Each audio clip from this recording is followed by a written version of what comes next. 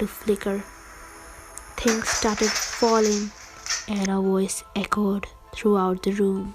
You deserve to be punished. Everyone was horrified. The lights completely went out. Mia and Sophie screamed, and then they saw it. The girl in her monstrous form.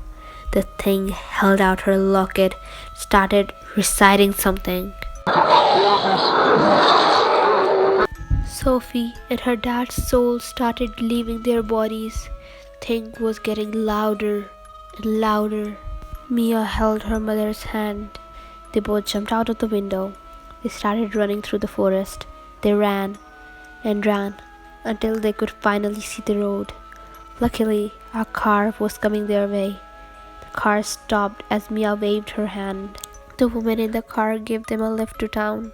Mia and her mother headed towards a nearby church. They saw a priest and told him what they had been going through. The priest asked them to stay at their house and that he will visit them with his daughters, as they might not be safe at his house alone. As decided, the priest came to their house with his daughters. He made a circle and told everyone not to step a foot out of it. If they do, it might cost them their lives. The priest's older daughter didn't notice that some of her dress was out of the circle. The priest started saying sacred words. Just as he was reciting, his older daughter was dragged out of the circle by an invisible force. His daughter hit her head on the wall, which caused unstoppable bleeding and death. Then she was raised into air and dropped onto the priest. He lost his balance and fell out of the circle. He was also dragged by the invisible force out of the room, and the door closed behind him.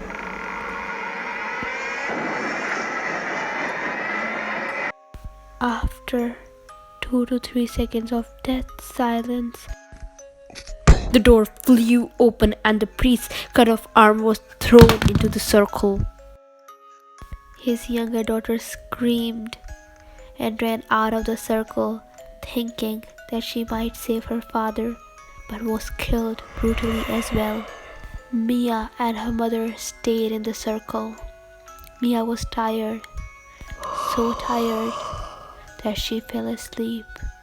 Her mother stayed awake, looking after her, but then she felt her head getting heavier and heavier, and then she fainted.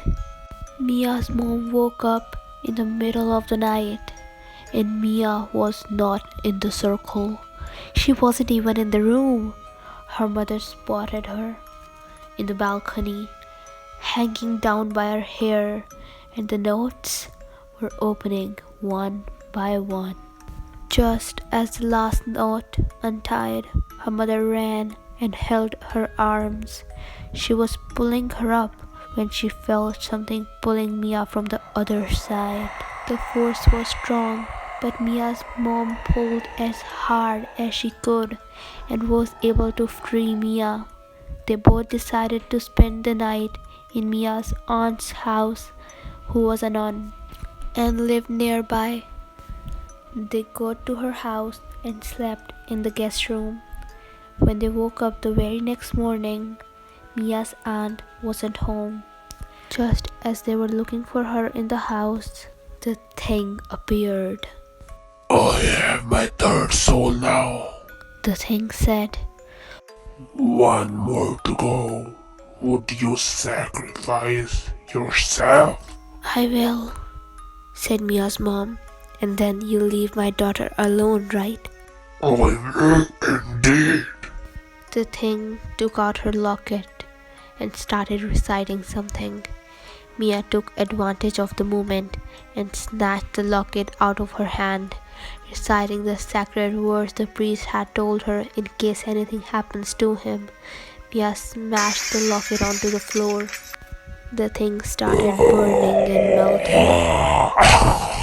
The locket started flashing, releasing the trapped souls. They were all again the happy family that they used to be. Thank you for watching our video. Hit that like button and subscribe.